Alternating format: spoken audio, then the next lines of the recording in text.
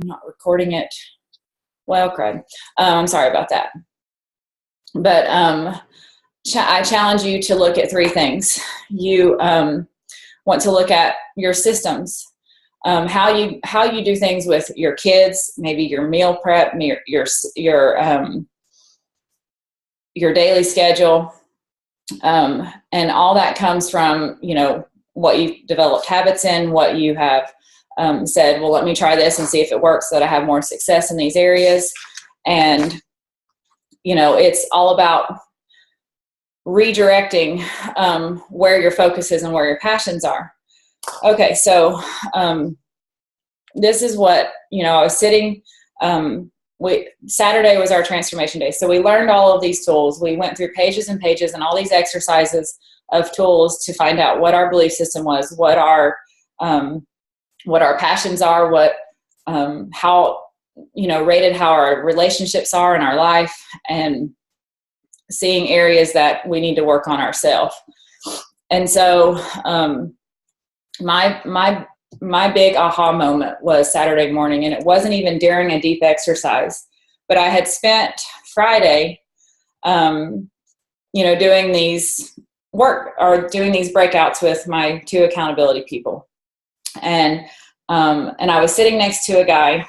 Let me just tell you about how much energy and excitement and passion that Beachbody coaches have. It's crazy. We were sitting around Brandy Botts' team, and there were a few people outside of Brandy Botts' team because that's who we bought our tickets through.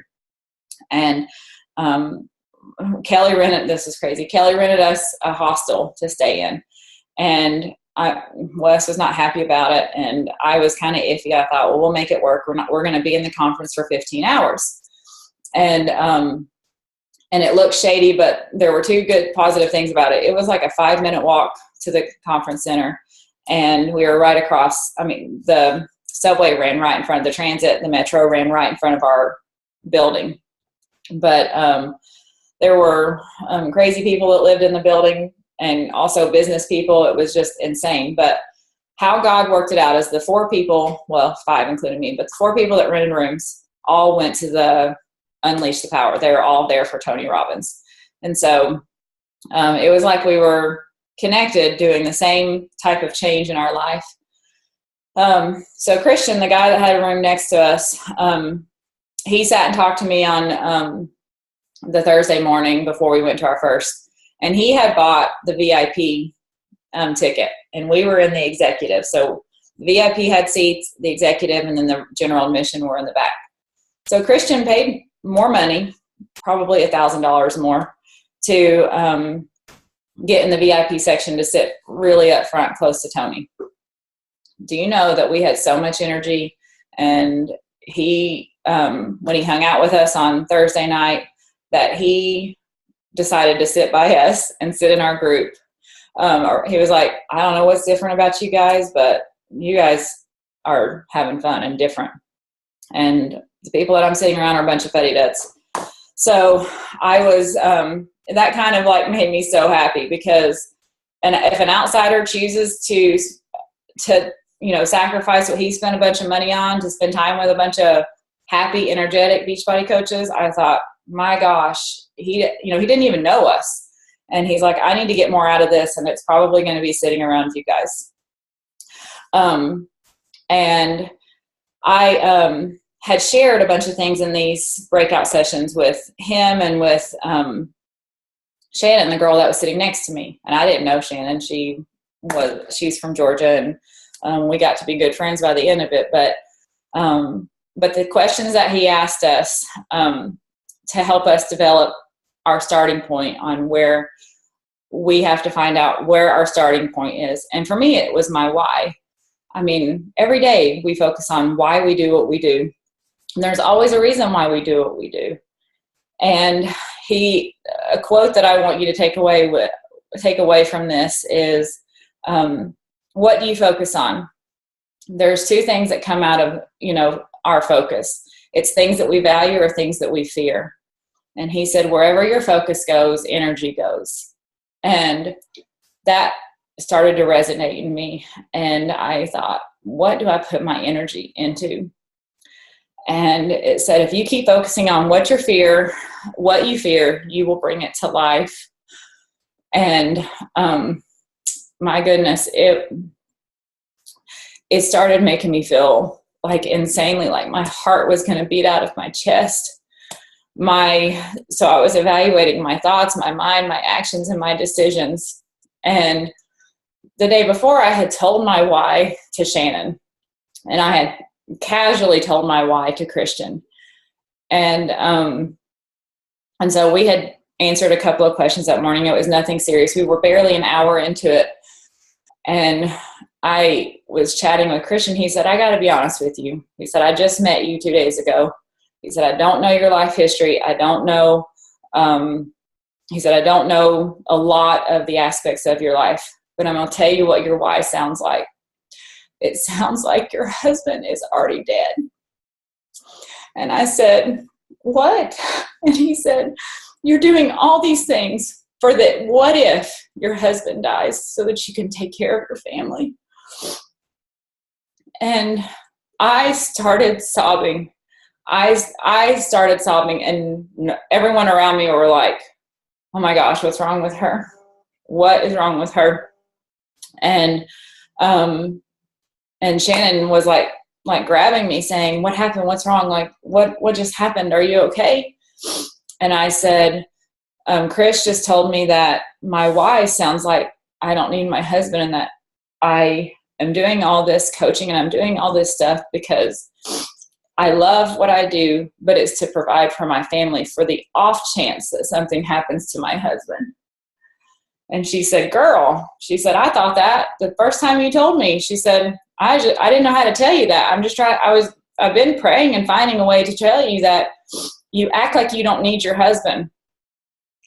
And, as we were talking it out, Chris said, your husband provides for you and he takes care of you. And he said, you're putting all this energy into stuff that, and it's not the right kind of energy into it.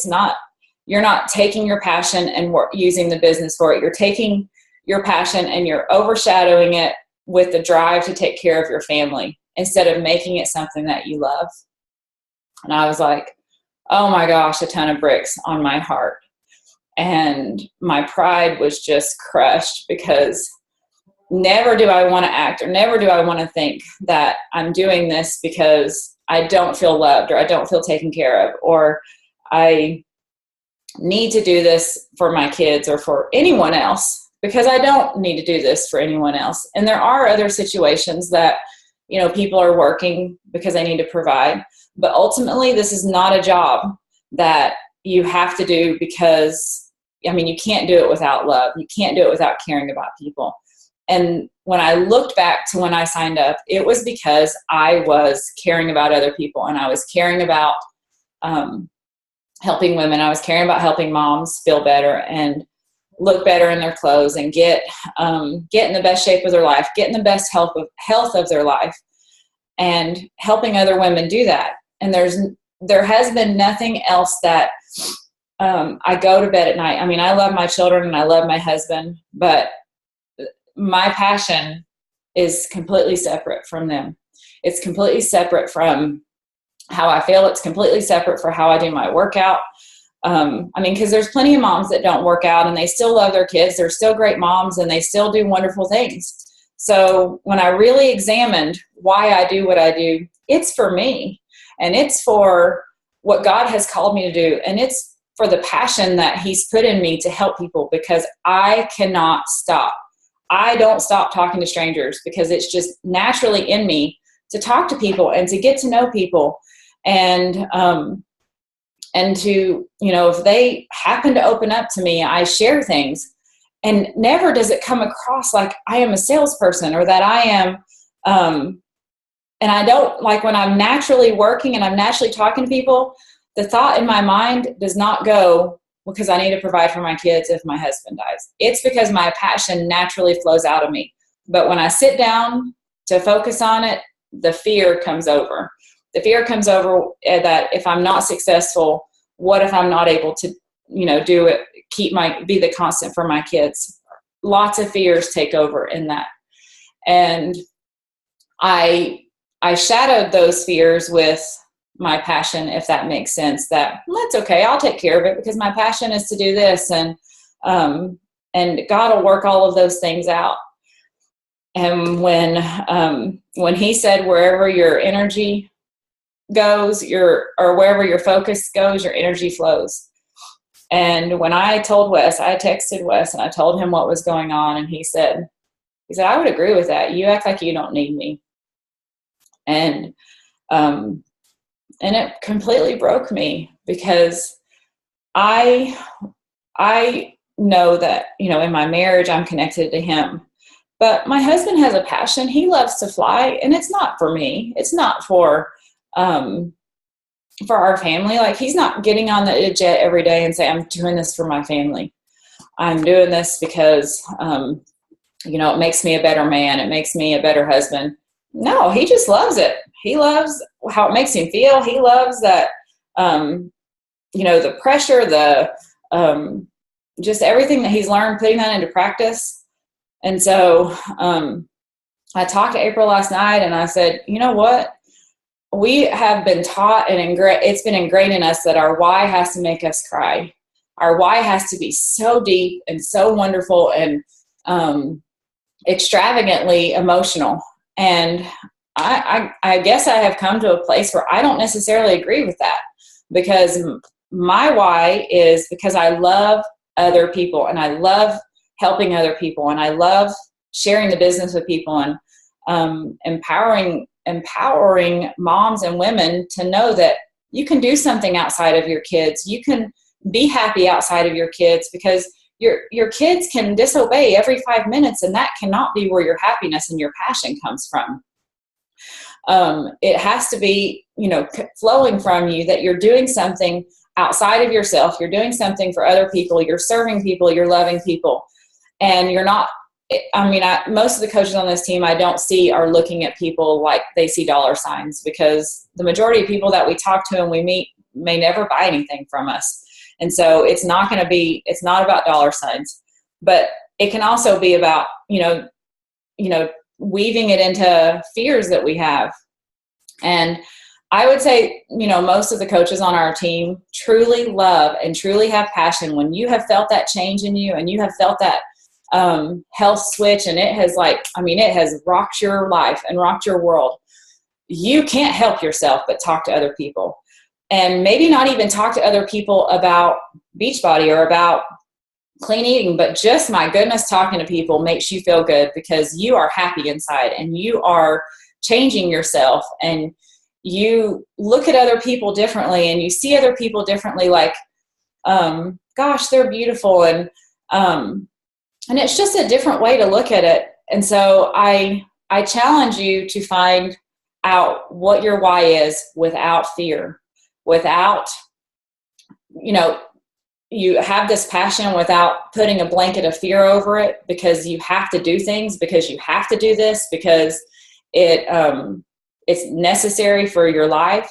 Because I would say most of the coaches on this team have have house that they live in, they have food, they have water, and you have all of your basic needs met. So really examine yourself of why you do this, and let your passion come out, whatever it might be, and however you're going to put your energy into this. Because when your passion flows, people will come to you. They will feel that energy and want to be around you. They will want to surround you, because they want to be a part of it. The only way I know this is because two things that happened. Number one, I signed Christian up as a coach yesterday. Woo! And he is an awesome man, godly man. And he was like, I don't need the money. It's not about money, but he loves talking to people about health and fitness. And he said, but I love my job too, and it provides for me. So if I can have another passion to do this, then great. I love it. And so I know for me, when I talked about having my husband come home, and for us to be together all the time, yes, I want that. But if that's exactly what I'm working towards and what my drive is all the time, my passion gets clouded, and it doesn't flow. It doesn't make me happy. It doesn't make me feel like I'm really helping lives change. But when I'm just genuinely talking to people about health and I'm not thinking about what the result's going to be, I feel like the blessings just flow out of that because I'm not emotionally drained. And so I've given you a couple of challenges, but I think, writing out your belief system in all the areas of your life, what your kids believe about you, what your husband believes about you if you're married, what you believe about yourself as a coach and as a friend in this business. And then secondly, I want you to look at what you focus on, what on a daily basis that you put your focus into. And I mean, it's going to be, if we're moms, we put a lot of our focus into our kids, and we maybe put 40 minutes into ourselves and doing our workout and making our shape. So think about what your focus goes into and how your energy flows. And with that, think about when you're working the business, what your focus is in on that. Does your why come into play? Because if your why has a fearful, overshadowing blanket on top of it, then I ask you to change your why. I ask you to pray, dig deep into scripture, pray about what God has the gifts and talents that he's given you to help other people, to share. I mean, everything that is in the Bible that we are supposed to do involves other people. It involves bringing us fulfillment and happiness when we do our purpose. And that does involve other people. So think about when you're talking to people, when someone buys a challenge pack, what do you say? Yes, that's money. And what do you say? Or do you say, yes, I am so excited for her to change her life. I am so excited to work for her or work with her. I told Kelly that, I've always been weird about money when I get paid because I don't look at my paycheck. I even forget sometimes that it's Thursday, and I've been a coach for 3 years and I still forget that it's Thursday sometimes. And I told her that it makes me so excited that when someone buys a challenge pack, because my goal is always Success Club 10, I don't look at it and think, oh, I've made this much money because 5 people bought challenge packs. I look at Success Club and I think, I have been able to help 5 people get started with the tools and the nutrition to make a healthier life. That's what I think. And that's what drives me. And I'm telling you that because I was lying to myself about my why, about taking care of my kids and being a constant for them if something happens to my husband. And then if nothing happens to him, the weight on my shoulders. And when Christian said that's a huge weight to have on your shoulders when your husband is already taking care of you. And that's a huge weight on your shoulders to think in 6 years so your husband doesn't have to work after the military. It's like those are huge weights to carry when you have this God-given passion to help people. Don't carry those weights. Know that God is going to bless you, and know that even in 6 years, if you're not a millionaire, for your husband to stay at home, that you are still a blessed person, and that God has still used you to work out your passion. That you need to make peace with your passion and what you're doing in this business so that it doesn't have this dark overshadowing fear that is your focus. So I want to open it up in case you guys have any questions, or in case you're like, Brooke, I don't know about this, because I hope that it resonates with some of you guys and that you can kind of relate to what I'm talking about. So I've unmuted you guys. If you have any questions, or if you have anything that you want to ask me.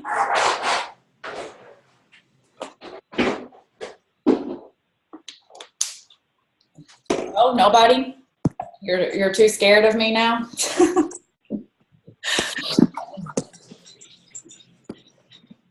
Okay, well, if I don't have anyone that wants to step up and talk, I'm going to tell you what's going to happen in November. I hope that some of you have gained up with a couple of amazing people to do Team Cup Fall Classic. I've got 2 amazing girls on my team that we are just going to push ourselves to the limit and help as many people as we can next month. So 2 things. If you haven't found that, you have till Friday to get registered. And I encourage you to do that. I encourage you with what I've talked to you about today for you guys to move forward and to find 2 people that will kick your butt and force you to do Zoom calls, to check in, to just push yourself to a limit that you haven't been. It's time to step up. The second thing is I'm going to change up challenge groups. And I have talked to a couple of coaches over the last few weeks. And while I was gone, I worked on a few things that I'm going to change challenge groups up where it makes people more accountable. It gives people more information, and they can win prizes by being more accountable to their journeys. So those are the two things. And I am going to change up. I'm talking to Rachel tomorrow about changing up the fixed group because she's typically the one that's the most active in there. And, you know, I'm sure that the ones of you that are in that group that are pretty active will, you know, be able to help her. And I hope that you'll help answer questions so that it gets people more involved. But we're going to give away prizes. I have, if you don't have prizes, I mean, I don't know how Beachbody did this, but, you know, I came home to a box with all the 3 P90X workouts, and I think Jelena got that too. But I have gifts galore to send out. So if we do this for the next 6 months, I have gifts, and we can reward people for doing such an awesome job. That doesn't include coaches. So we're trying to get people involved. And we're trying to help people see that they can be amazing coaches with their own journey. And it will just be an amazing November. I know it's going to be, you know, Thanksgiving. So with your invites this week, try to think about how you're talking to people that we have this many days before Thanksgiving. And, you know, it will help people kind of time frame what they can do and how they can do it. You might even have people that aren't scaredy cats to try the fix before Thanksgiving so that they can, you know, maybe lose 10 pounds before they put on 10 pounds while they're eating that weekend. But Tony Robbins gave a good analogy about Thanksgiving and the flu. So I'll tell you this really fast because some of you will get a kick out of it. But he said, typically, when does the flu start? The flu starts a little bit after the holiday, after Thanksgiving, all the way until New Year's. That's when the flu is going on. And he said, what do we do for the entire weekend of Thanksgiving? And what do we do for the couple of days at Christmas? We eat sugar, we eat fat, we eat all this stuff. And he said it wears our immune system down. It wears our gut down. Our energy level goes down because our body's trying to digest all of this stuff in our body. And typically people get sick during that time. And he said it happens at Christmas again, and then it happens in January. And so I think getting into your mind that you're trying to help people avoid that and trying to help people think about these days as not days that we pig out and, you know, eat 3 pieces of pumpkin pie and we're not eating 3 servings of stuffing, that we're still eating our portions and we're still creating a healthy body because, you know, 3 months of being sick and being feeling bloated and feeling gross is not fun. And, you know, teaching their kids to do that. So having that vision, having that passion and putting it into other people is not always easy, but it's doable. It's doable to talk to someone and say, I've done it the last couple of years, or I did it this last year, or I'm planning to do it. This is going to be my first year that I don't pig out on Thanksgiving because I care about my health. It's not about not gaining 10 pounds. It's about caring about your health and not weighing your immune system down. While everyone else is doing it and they're being sick, take care of yourself. So that's my 2 cents for you when you're inviting. You're welcome. And I love you, Curls, and I love that you were on the call. Thank you guys so much. Sorry we went over time, but I appreciate it. And sorry that some of you will miss some of the first of the call because I did not press record. All right, I love you guys. Thanks for being on the call. Thanks, Brooke. You're welcome. Bye, guys.